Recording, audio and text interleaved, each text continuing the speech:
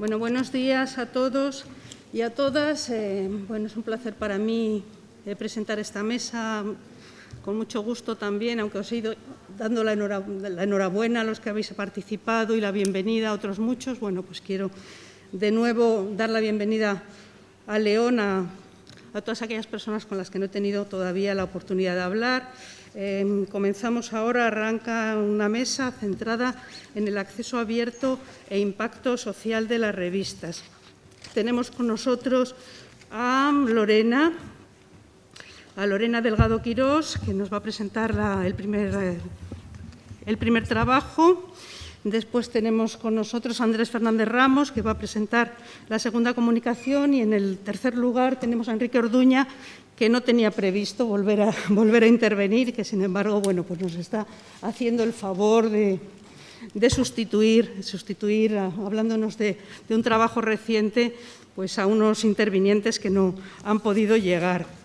Bueno, en primer lugar va a hablar Lorena. Os cuento que Lorena, tengo por aquí unos apuntes, proviene de la Universidad de Granada, ha estudiado en la Universidad de Granada el grado en Información y Documentación, ha estudiado también un máster en Ciencia de Datos en la misma universidad, ha tenido experiencia laboral en el Vicerrectorado de Investigación de esa universidad, en la Unidad de Evaluación Científica y también en el sector privado durante 4 años como analista de datos en el sector del videojuego y de la energía, que actualmente tiene un contrato predoctoral en el CSIC, en concreto en el Instituto de Estudios Sociales Avanzados, un contrato quizá ligado a un proyecto, ¿no?, de José Luis, que está por ahí también. Bueno, pues adelante, Lorena. Bueno, muchas gracias y muchas gracias a las CRES por dejarme hablar aquí hoy. Esta presentación es conjunta con el compañero José Luis, donde ambos, como bien ha dicho, trabajamos para el IESA. Y la presentación, como su título indica, es en análisis de la cobertura de las revistas científicas en las nuevas fuentes de información. Entonces, cuando uno habla de nuevas fuentes de información, lo primero que se pregunta es cómo acceder a ellas.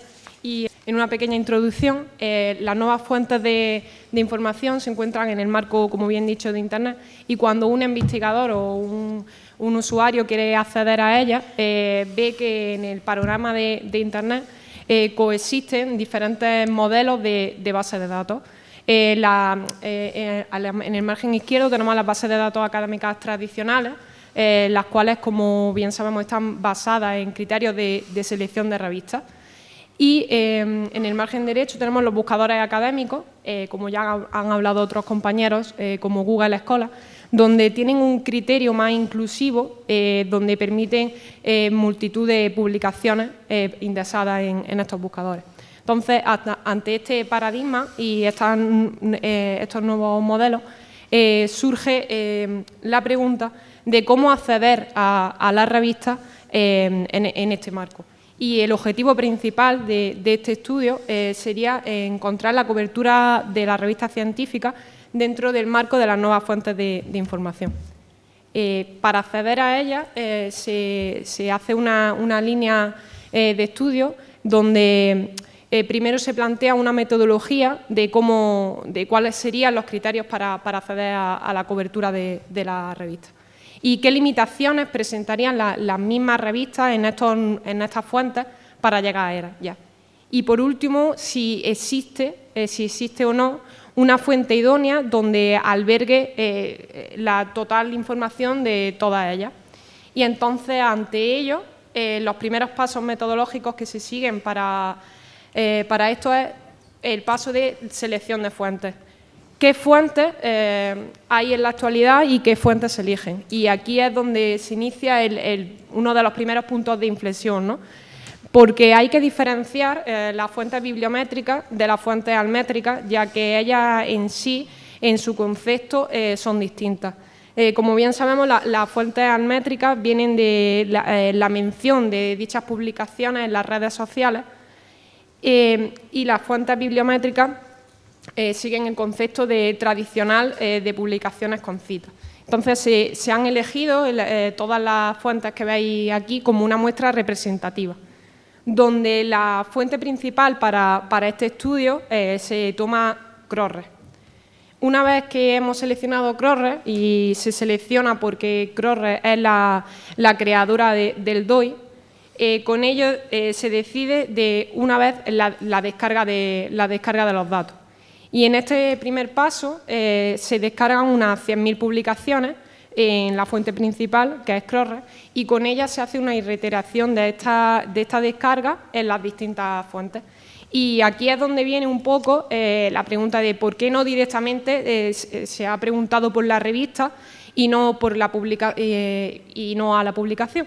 Y es aquí donde se encuentran las principales limitaciones de las revistas que albergan en las distintas fuentes, ya que es cierto que las revistas presentan un identificador, pero este identificador no es único. Y a su vez se suma con la dificultad de la identificación de las revistas en los mismos, ya que algunas de ellas, como ahora enseñaré, no muestran información de la revista.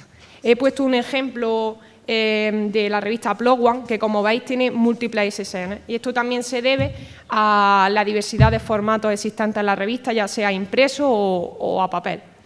Y además se añade de que si el ISSN se modifica, existe un periodo en el que la plataforma no tiene acceso a esa modificación del ISSN. Entonces, esto agrava la situación que he comentado. Entonces, ante esto, se muestran los primeros resultados cualitativos, que es un primer acercamiento para saber si se podía conocer la cobertura de la revista. Y como veis, en una primera muestra, se ve que algunas plataformas no dan información, entonces sin información de la revista no podemos acceder a ella y la revista no sería visible para los investigadores. Otras revistas, otras plataformas sí tienen este ISSN, pero ¿cuál es el problema? Que volvemos a donde mismo. Por ejemplo, en el caso de nuestra muestra principal, que es Crossref, como habéis visto en la imagen anterior, las revistas tienen múltiples ISSN, pero esta fuente solo muestra un único ISSN. Y además se añade la siguiente pregunta: ¿qué ISSN ha elegido esta fuente? Porque no te da la información de cuál. Y esto lleva también a entender que la revista se puede alcanzar una duplicidad en el conteo para el análisis de la cobertura, ya que, por ejemplo, Microsoft Academic te ofrece 2 o incluso 3 ISSN. Y esta misma problemática, si la identifican Microsoft Academic y Dimension, lo que pasa que ellos crean un identificador propio de la revista e interno, por tanto, se vuelve otra vez al punto de partida. Entonces, con ello, como ya he dicho, el estudio da un giro y se accede a la revista a través del DOI, y con ello sí se puede acceder a los resultados de encontrar la cobertura de Crossref respecto a las demás fuentes de información. Y como se ven en estos resultados, la muestra daba alrededor a cerca de 20.000 revistas que tenía Crossref, y estas 20.000 contrastadas con las demás fuentes se ven que tienen una alta tasa, es un 90% de solapamiento, y Google Scholar, LEN o Ezili rozan prácticamente la totalidad. Pero ¿qué ocurre con ese 5%? ¿Cuál es el problema de que no han encontrado estas revistas? Estos datos sí son muy altos, y aquí ahora se refleja el por qué se ha dividido el estudio entre fuentes almétricas y fuentes bibliométricas, porque cuando nos vamos al caso de las fuentes almétricas, como veis aquí, la tasa es muy baja, representa un 20, un 26%, Almetri y Crossref roza el 20% y Plum sí tiene el 53%. Y esto ocurre y no se puede llevar a confusión porque, por ejemplo, aquí estas fuentes no significa que la publicación no esté en ellas, significa que esa publicación no tiene una mención en la fuente almétrica, por tanto la revista dejaría de existir, no se indica. Y ese es uno de los motivos por la baja tasa de cobertura.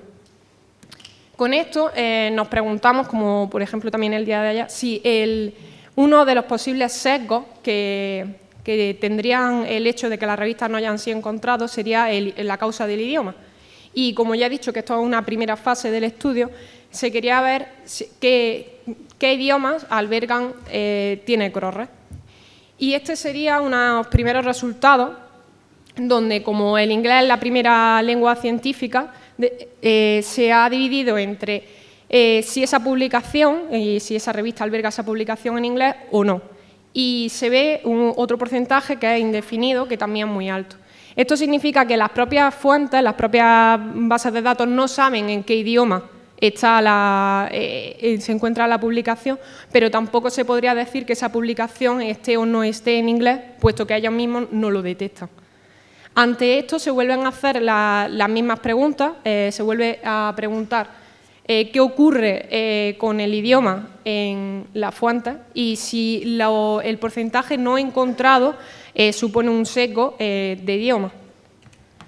Y como se ve, como los valores al nivel de publicación, los valores tanto en inglés como de indefinido es alto, los datos se correlacionan en este sentido, por lo que habría que hacer otro análisis más profundo de si el porcentaje por grupo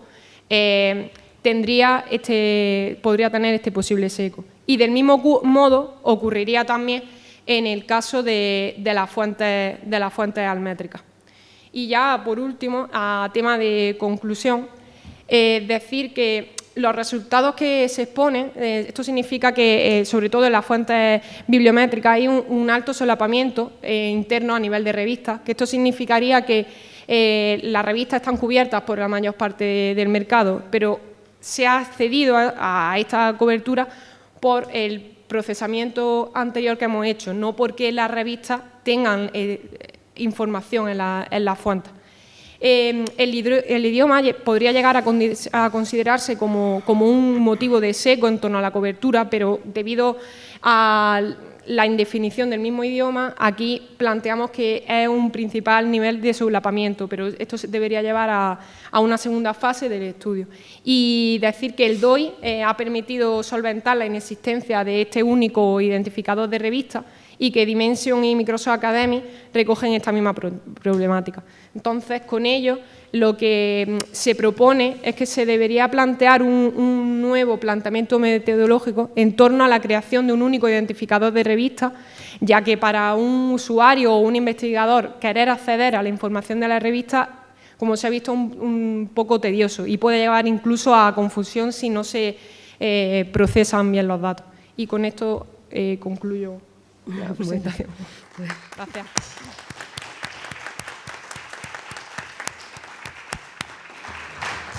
Muchas gracias, Lorena, por tu presentación y además nos has hasta ahorrado algún minutillo que hemos conseguido recuperar tiempo. ¿Puedes cambiar? A continuación, pues nos va a presentar Andrés Fernández Ramos un trabajo hecho en colaboración, con mucha colaboración, como se puede observar en el programa, porque es fruto de un proyecto de investigación. Andrés es profesor titular de Biblioteconomía y Documentación en esta universidad, compañero mío. Y adelante, Andrés, cuando quieras. Bien, buenos días. Muchas gracias, Blanca, por la presentación. Bueno, pues como has comentado, es una colaboración, lo que voy a presentar aquí, de un estudio sobre la relación entre las descargas y las citas de las revistas incluidas en una serie de Big Deals contratados por los consorcios de bibliotecas universitarias de Castilla y León y de Galicia. Lo que voy a mostrar son una síntesis de los resultados, de parte de los resultados de un proyecto de investigación del Ministerio, cuya investigadora principal es Blanca, precisamente, y que ha sido financiado por el Ministerio de Economía, Industria y Competitividad y por la Junta de Castilla y León. Para contextualizar un poco esta investigación, el tema de los Big Deals, no voy a explicarles lo que son porque supongo que ya lo conocen, son grandes paquetes de revistas que ofrecen grandes proveedores y que, bueno, que permiten a muchas bibliotecas acceder a un gran número de revistas a un precio pues, supuestamente competitivo porque se tiene acceso a muchas revistas por un precio razonable. Lo que ocurre es que la suscripción a tal volumen de revistas, pues aunque parece satisfacer a todas las partes, pues también tiene problemas porque realmente la gestión de la colección en una biblioteca pues implica pues conocer las necesidades de los usuarios, la misión de la institución y optimizar los recursos disponibles. Entonces, de alguna manera, habría que comprobar si esas revistas a las que se está suscrito pues realmente se están utilizando y si se está invirtiendo adecuadamente entonces ese presupuesto de las bibliotecas. Tradicionalmente o muy habitualmente ese uso de las revistas electrónicas se mira o se mide en términos de descargas. Los datos que ofrecen los propios proveedores pues nos dicen las veces que se ha descargado una revista, entre otros muchos datos. Entonces, bueno, pues ese es uno de los indicadores, una de las variables más habituales para medir ese uso de la revista. Lo que ocurre es que alguien se descargue un artículo no quiere decir necesariamente que vaya a sacar provecho de él. Es decir, un investigador al que no le cuesta ningún trabajo ni ningún dinero descargarse los artículos, se puede descargar 40 y después echar un ojo solamente un par de ellos. Incluso, aunque les echen un ojo, pues algunos no le interesarán o directamente pues, bueno, pues no lo van a utilizar de forma provechosa.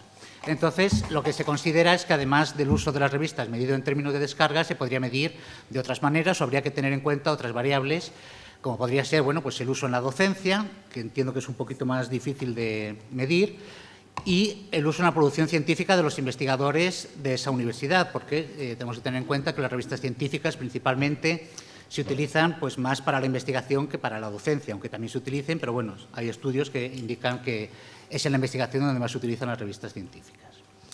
Entonces, el objetivo de esta investigación pues, fue analizar la relación entre las descargas de las revistas suscritas por los consorcios de bibliotecas universitarias de Castilla y León y Galicia y el uso de esas revistas en las referencias bibliográficas de la producción científica de sus investigadores en una base de datos de gran calado y multidisciplinar como es Scopus durante el periodo 2010-2017.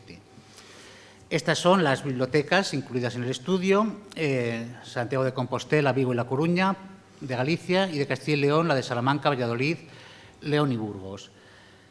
Los datos los hemos obtenido de los consorcios y de las propias bibliotecas que nos han facilitado los datos del Counter, el JR1, y los 4 grandes proveedores incluidos en el estudio han sido estos: ScienceDirect, Springer, Emerald y Wiley. Y con respecto a los datos de citación, pues a partir de la descarga de la producción científica de estas universidades de Scopus, puesto que nos podemos descargar esa producción científica con el registro de las referencias bibliográficas, pues fue ese campo el que utilizamos para hacer el análisis. Entonces, el procedimiento fue, en primer lugar, descargamos la producción científica, nos centramos en el campo de las referencias bibliográficas, tuvimos que hacer un proceso de normalización bastante severo para poder identificar cuáles de esas referencias bibliográficas se correspondían con revistas científicas y lo que fue mucho más complicado, fue la normalización de los nombres de las revistas científicas, porque en muchas ocasiones aparecían desarrollados, sin desarrollar, con la partícula delante, detrás, etcétera.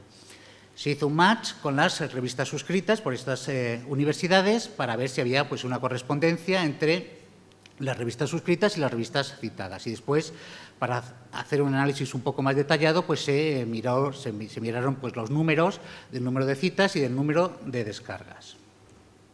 Bueno, pues los resultados, así muy sintéticamente, bueno, pues la producción científica de estas 7 universidades es bastante heterogénea. Hay universidades más grandes, con más investigadores y con más alumnos, y otras pues, más pequeñitas. Entonces, por ejemplo, podemos ver que la producción científica de Santiago de Compostela o de Salamanca es mucho más elevada que la de Burgos o la de León.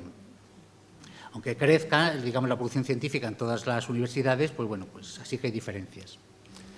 Vale, con respecto a el análisis de esas referencias bibliográficas, ¿cuántas se correspondían con las revistas científicas? Pues porcentajes muy elevados. Esto sería interesante hacer un análisis pues, por áreas temáticas, obviamente, pero bueno, así en líneas generales, pues más del 70%, entre el 70 y el 80% de las referencias bibliográficas en todas las universidades, aunque haya alguna pequeña variación, se corresponden con referencias a revistas científicas, lo que nos da cuenta de la magnitud y de la importancia que tienen las revistas científicas dentro de la comunicación científica. Vale. El siguiente dato relevante es, bueno, y de esas revistas suscritas por las universidades, ¿cuántas se han citado alguna vez? Pues como vemos, los porcentajes oscilan también, hay grandes diferencias entre las universidades y se ve que las universidades más pequeñitas, la de Burgos y la de León, pues también, lógicamente, pues el porcentaje es mucho menor. Al tener menos producción científica, pues es menos probable que se puedan utilizar pues, un porcentaje más elevado de las revistas suscritas. Mientras que en el caso de Santiago de Compostela, de Valladolid, bueno, pues son más elevadas. Obviamente, estos datos nos dicen también que muchas revistas no son utilizadas, que bueno, estos grandes paquetes incluyen muchas revistas y que muchas serán útiles, pero otras pues no tanto. Entonces, bueno, sí que vimos que había cierta relación, esto tampoco hay que interpretarlo así, los números al pie de la letra, pero sí que nos da cierta relación en que hay pues, cierta correlación entre el volumen de producción científica y el porcentaje de revistas citadas. Y después, bueno, pues el análisis de, a ver, ya con números, a ver si hay una correlación entre citas y descargas, pues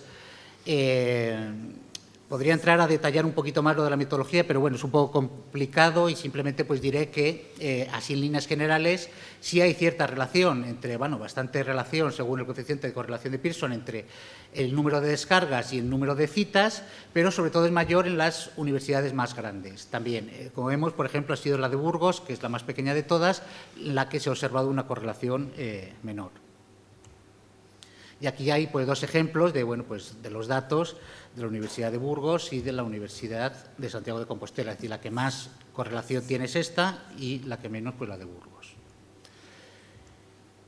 Estos datos que he presentado, pues bueno, que tienen ciertas limitaciones. La normalización de los nombres de la revista ha sido muy compleja, por eso hemos trabajado tantísimas personas y durante mucho tiempo y se nos han colado bastante, es decir, hay que asumir un margen de error bastante considerable. También había valores extremos que se han excluido de los análisis, bueno, pues porque desvirtuaban un poco pues, los resultados. Pero bueno, en general, pues como que sí nos dan una pista de que sí hay cierta correlación y que sí se puede considerar que una de las variables puede ser un marcador o que nos puede dar pistas sobre los valores que puede adoptar la otra variable. Y bueno, para concluir, bueno, pues que los big deals tienen cierta utilidad o tienen mucha más utilidad en las universidades grandes, es decir, no son conclusiones muy novedosas, es decir, son las esperables, pero bueno, pues aquí están. Los big deals tienen más utilidad en las universidades grandes. Al contratar estos paquetes se ha podido observar que muchas revistas suscritas o no se usan o se usan muy poco en términos de descargas, que la mayoría de las revistas o no se citan o se citan muy poquito y que, bueno, sí hay una cierta relación entre descargas y uso en la producción científica. Medir el uso y la rentabilidad de las revistas científicas es complejo, son muchísimas variables las que se podrían tener en cuenta y sobre todo que hay muchos usos que son muy difíciles de cuantificar. Por ejemplo, mencionaba lo del uso en la docencia, pues bueno, se podrían analizar las guías docentes o se podría analizar, bueno, pues ciertos datos, pero realmente es algo bastante complejo. Y, en principio, cada medida nos va a dar pues, una fotografía diferente, una imagen diferente. Aunque, como hemos visto, puede haber cierta relación entre algunas formas de medir ese uso de la información científica, como ha sido pues, bueno, pues el de las descargas y la citación. Y bueno, pues, también mencionar que estamos en un periodo de cambio, de transición de los modelos de comunicación y acceso a la información científica, que bueno, que de alguna manera creo que están también desdibujando un poco bueno, pues el panorama que hemos conocido durante muchísimos años. Y bueno, pues nada más por mi parte, muchas gracias.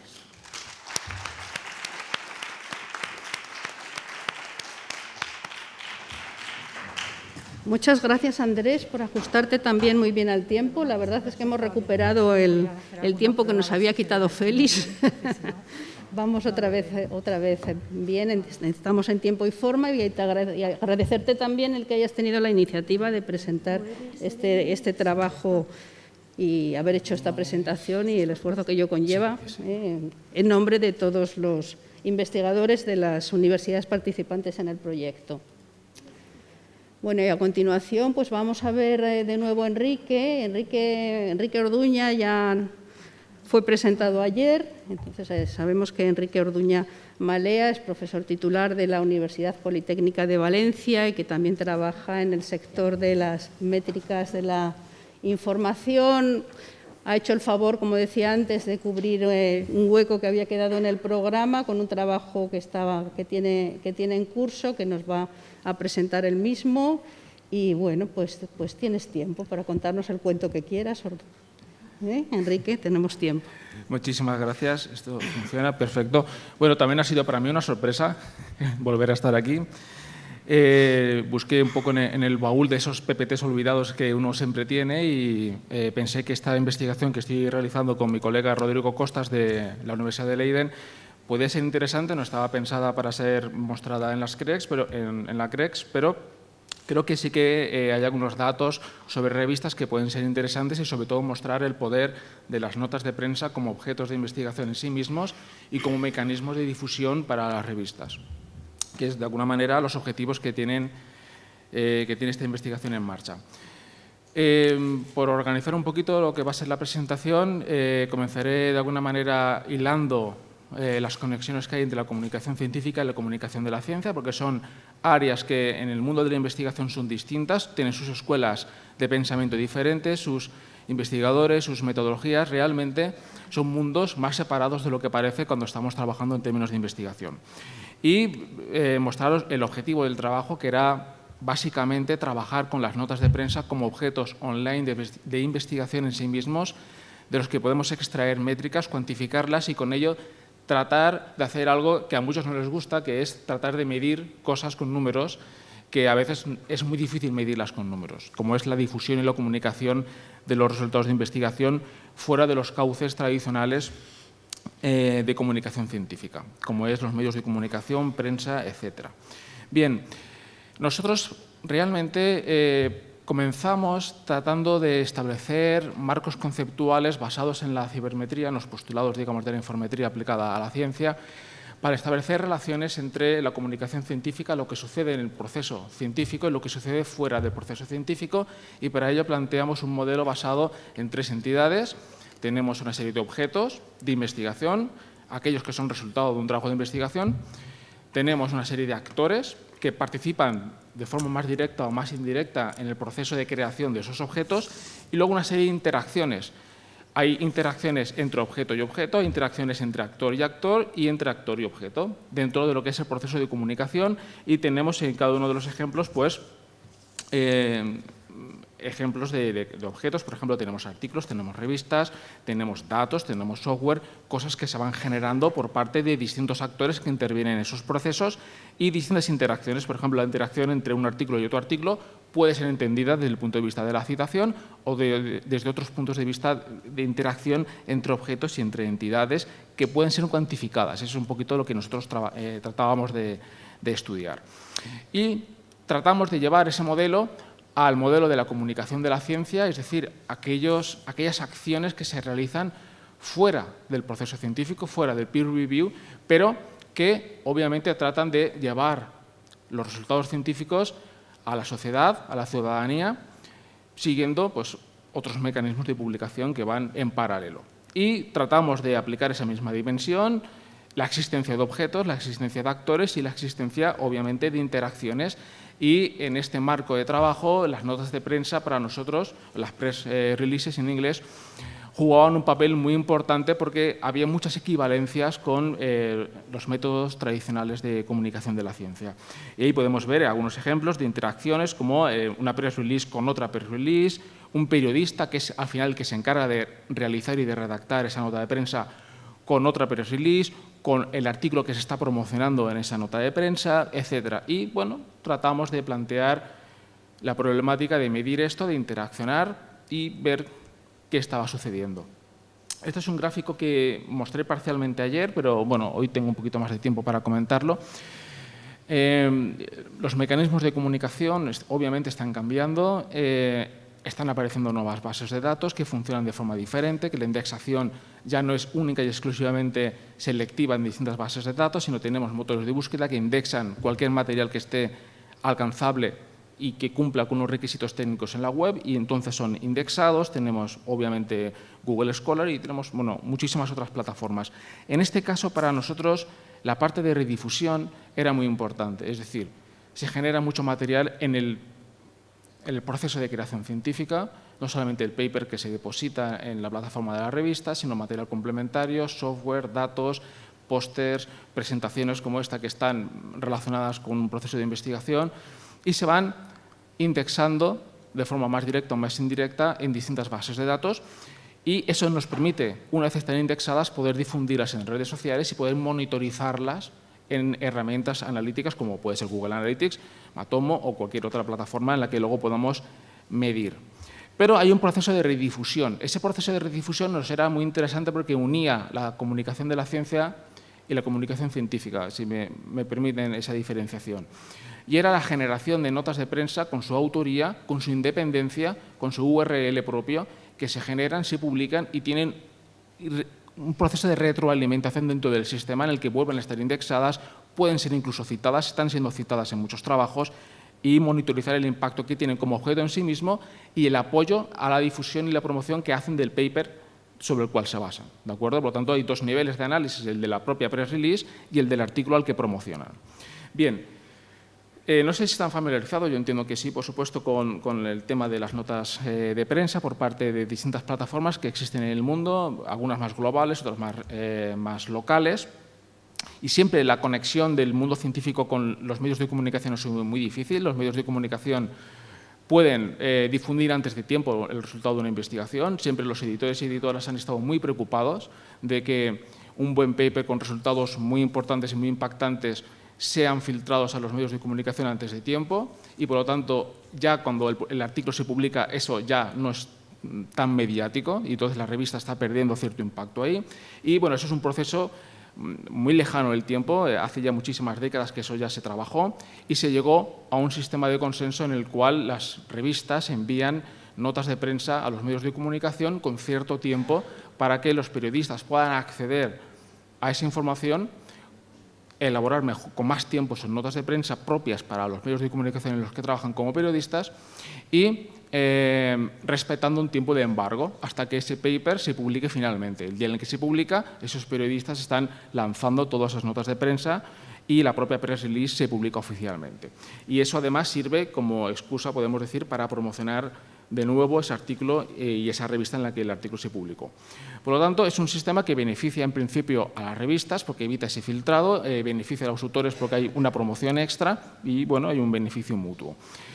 Estas press releases están evolucionando, cada vez son más complejas, incluyen muchísimos más datos y podemos encontrarnos con auténticos trabajos muy interesantes, con entrevistas al autor o a gente experta relacionada con esos temas.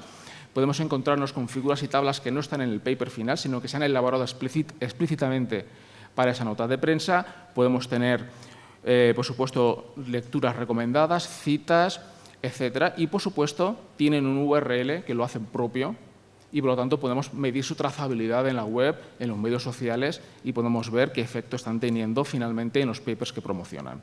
Entre todas estas plataformas hay una que destaca muy especialmente, que es Eureka Alert, que es probablemente hoy día la mayor plataforma de notas de prensa a nivel mundial. Se generan actualmente más de 30.000 anuales notas de prensa, enviadas tanto por las propias revistas como por instituciones que están adheridas a Eureka Alert, y lo que hace el sistema es simplemente que se envía un artículo en el que se cree que tiene un efecto noticioso o tiene una novedad que puede interesar fuera de los cauces meramente científicos. A esta plataforma acceden los periodistas con tiempo, antes de que el paper se publique oficialmente, elaboran sus trabajos propios para sus revistas y el día en el que ese paper se publica se abre todo un mecanismo de publicación de notas en los medios de comunicación. Este es un ejemplo de una nota de prensa en el que podemos ver algunas de las interacciones que mostraba al principio en ese modelo de tres actores. Podemos tener autores, en este caso son periodistas, por ejemplo, este es el caso de un periodista del MIT, en el que está promocionando un paper que un profesor del MIT ha publicado. Podemos ver la incrustación de vídeos, de texto, etcétera, y podemos ver los datos identificativos de la revista en la que se publicó ese paper, en este caso en PLOS Computational Biology. Tenemos el link al DOI, por lo tanto podemos hacer muchísimos datos de conexión de la press release por un lado y del paper que se está promocionando por otro lado. Y en ese sentido, bueno, el objetivo era medir press releases y medir papers y revistas promocionados en las press releases y ver qué está sucediendo. Es un trabajo que todavía está en marcha y, bueno, esto es un poco complejo y no sé si se verá muy bien desde lejos, pero nosotros, para la presentación de hoy, me voy a fijar solamente en la parte donde pone etapa 1, en la que hemos descargado las press releases que se han publicado hasta la fecha. Esto, entre nosotros, esto Eureka Alert no se ha enterado todavía. Por lo tanto, con web crawling hemos descargado más de 400.000 press releases publicadas hasta la fecha y hemos identificado todos los papers que han sido mencionados en esas press releases a partir de los DOIs. Un press release puede tener más de un DOI porque a veces se promociona más de un artículo en una press release o puede haber lecturas recomendadas y, por lo tanto, no es una asociación press release papers, es algo más complejo. Y luego, con Planmix, hemos analizado datos de impacto idealmétricos de esas publicaciones promocionadas o mencionadas en las press releases.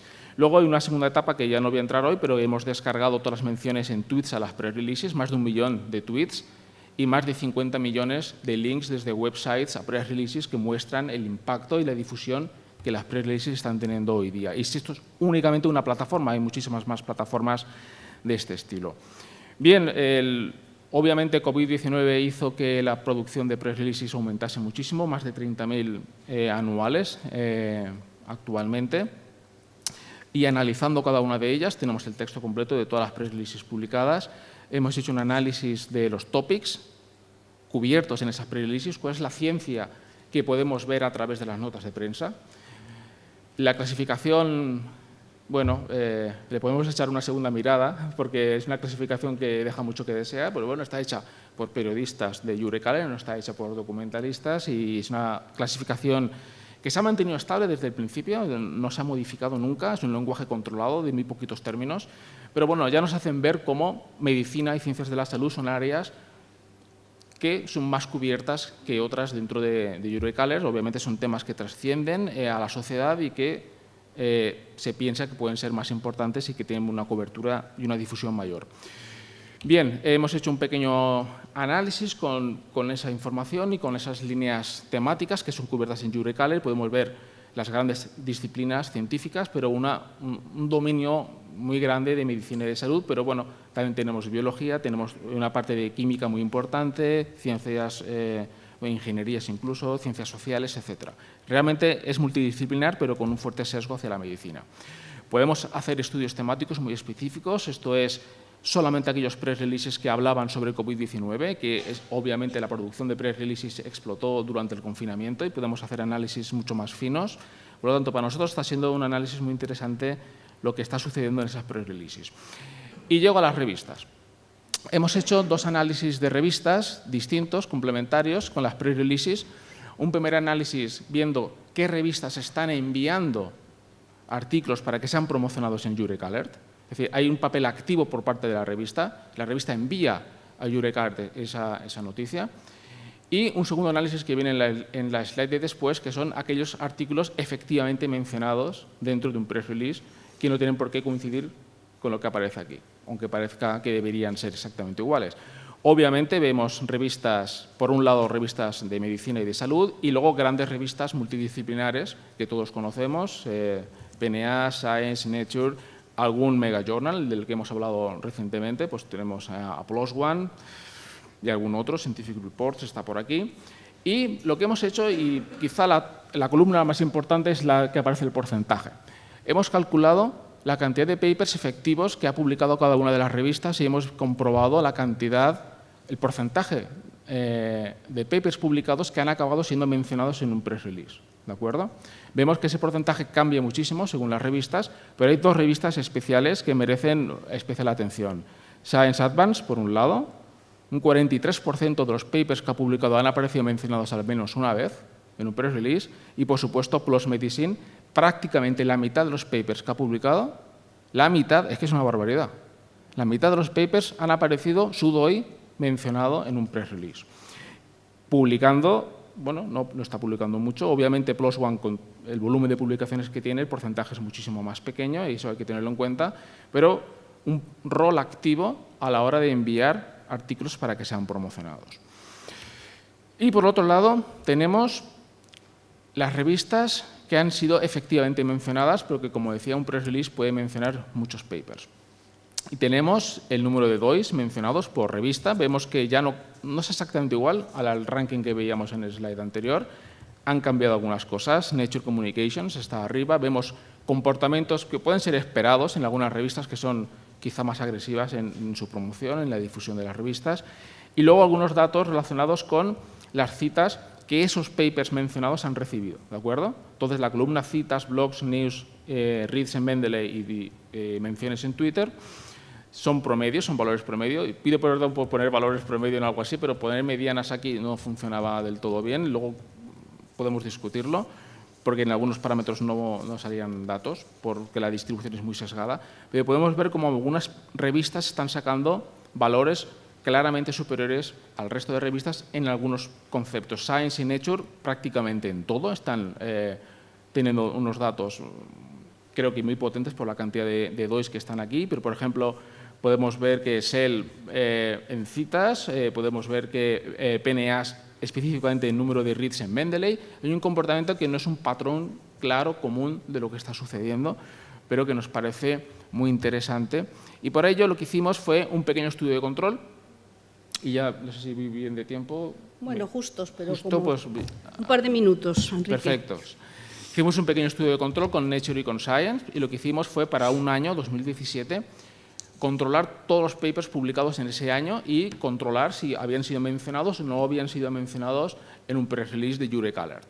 Y comprobar los datos de citas y de almétricas para comprobar si de alguna manera esos papers que han acabado mencionados tienen una vida o un impacto claramente superior o no al resto. ¿De acuerdo?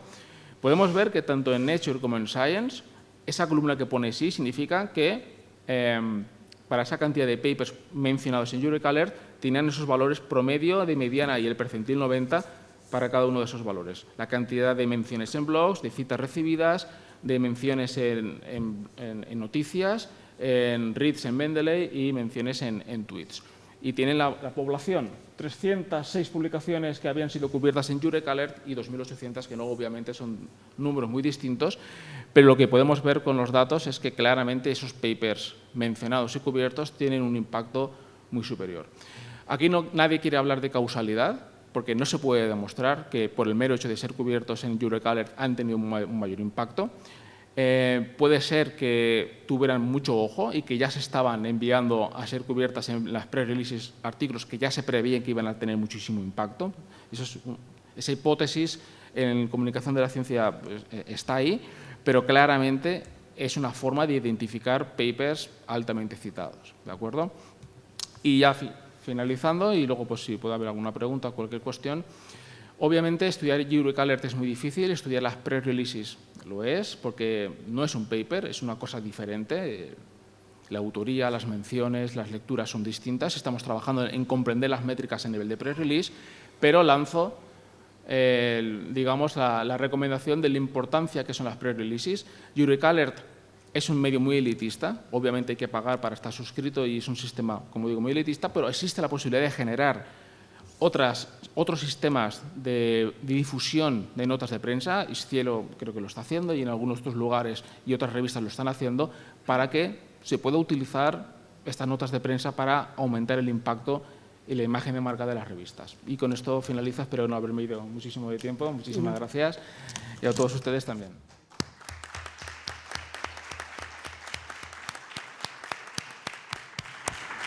Bueno, muchas gracias, Enrique, muchas gracias a todos pues, por la calidad y lo interesantes que han sido vuestras presentaciones, todas ellas bien vinculadas al scope de esta conferencia de revistas científicas, bueno, en distintos sentidos, evidentemente, ¿no? Porque, bueno, Lorena nos ha hablado más de cobertura, de revistas, Andrés de utilización y ahora Enrique de promoción. Bueno, la palabra la tenéis vosotros.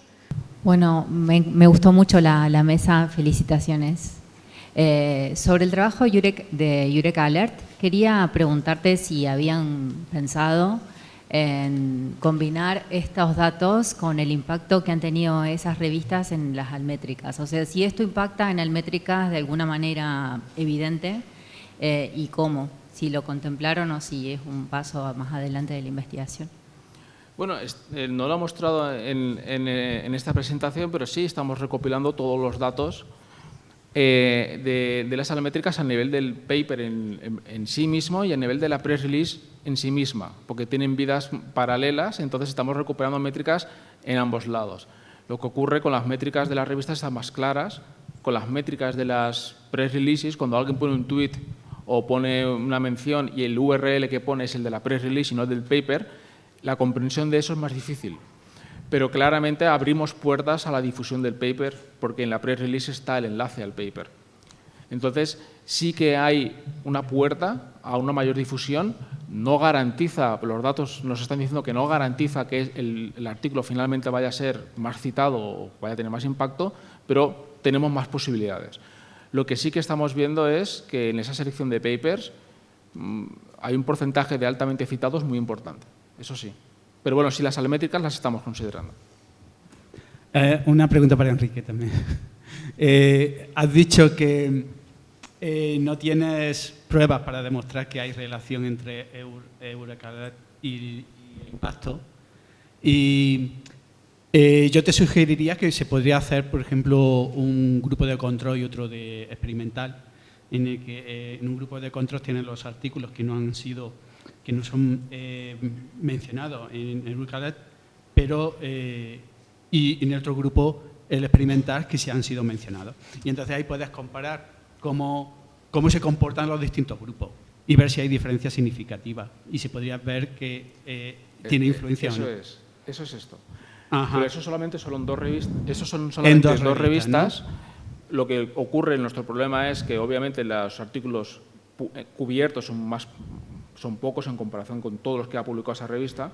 Yeah. En estos dos casos, y ahora mismo estamos ya trabajando no solamente con Nature y con Science, sino con todas estas revistas, claro, para tener una población mucho mayor y poder sacar más conclusiones que solamente con dos revistas, que son muy importantes, pero no son representativas de todo. Sí, porque podría haber factores de tipo disciplinar, ¿no? Por ejemplo. Ahí el problema, y al hilo de lo que comenta José Luis, es que muchísimas veces son las entidades, las universidades, las que están enviando esas notas de prensa porque los autores han ido a sus áreas de comunicación a promocionar y las revistas ni se están enterando de que esos textos están siendo publicados en press releases, por ejemplo.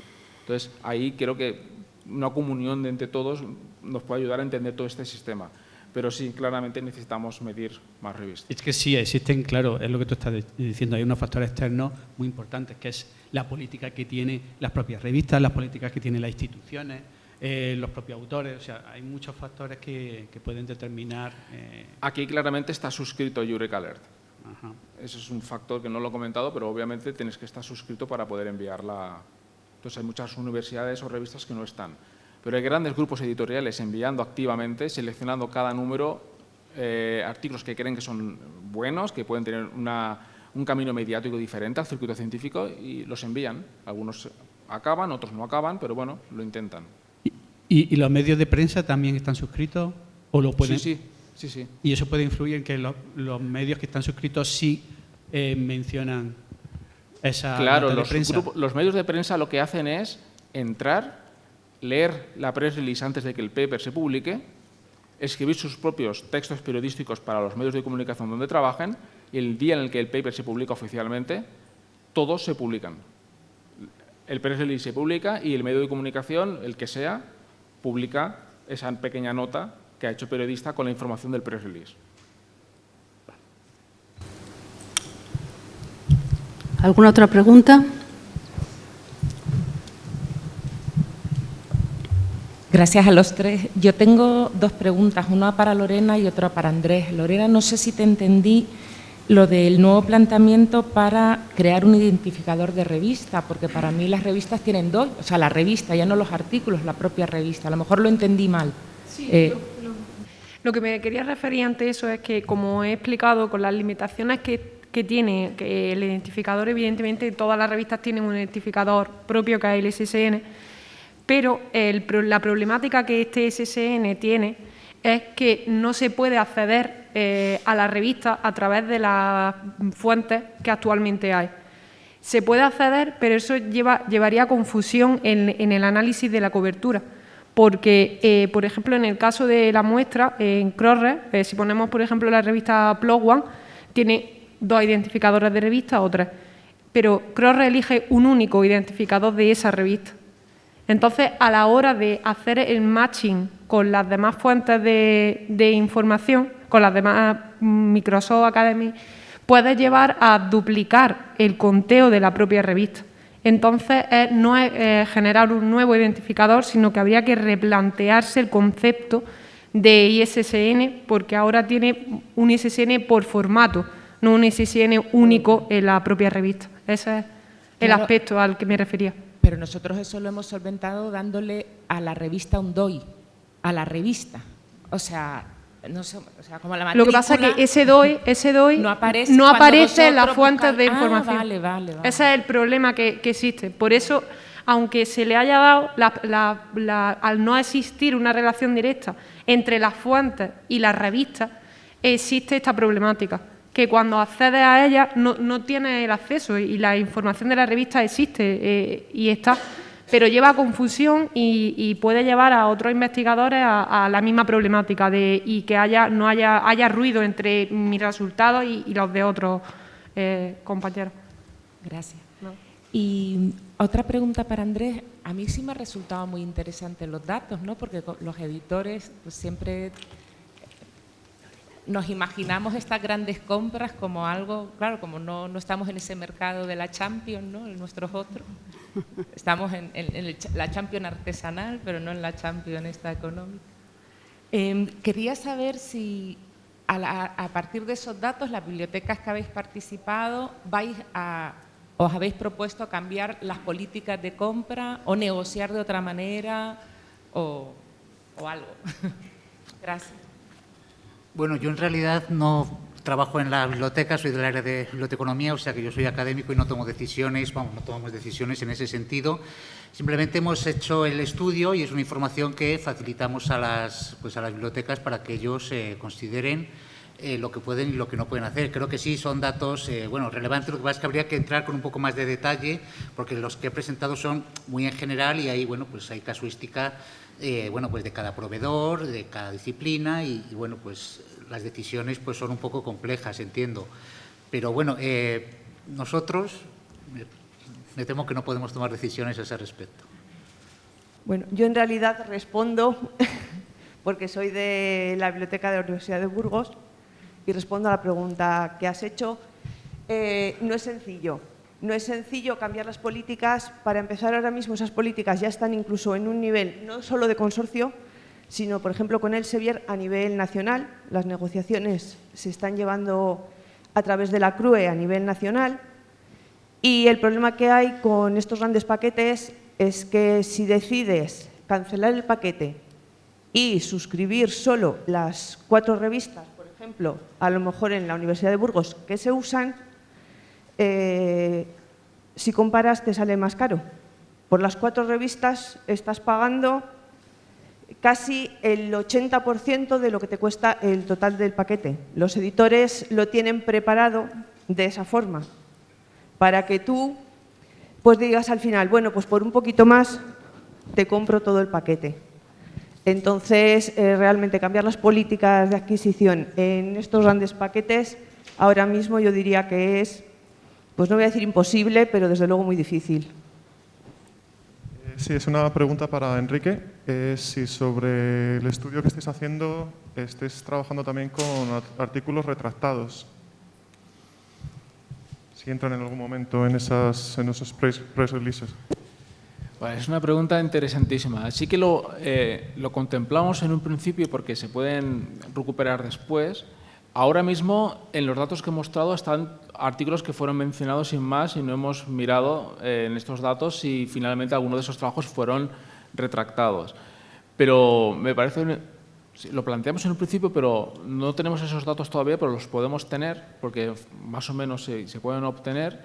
Sabemos por evidencias que muchos artículos retractados siguen recibiendo citas y siguen recibiendo impacto, incluso a veces más cuando han sido retractados por otros motivos, pero me parece muy interesante esa aportación y creo que podemos sacar esos datos y mezclarlos para contextualizarlos. Me parece muy interesante. Muchísimas gracias. Sí.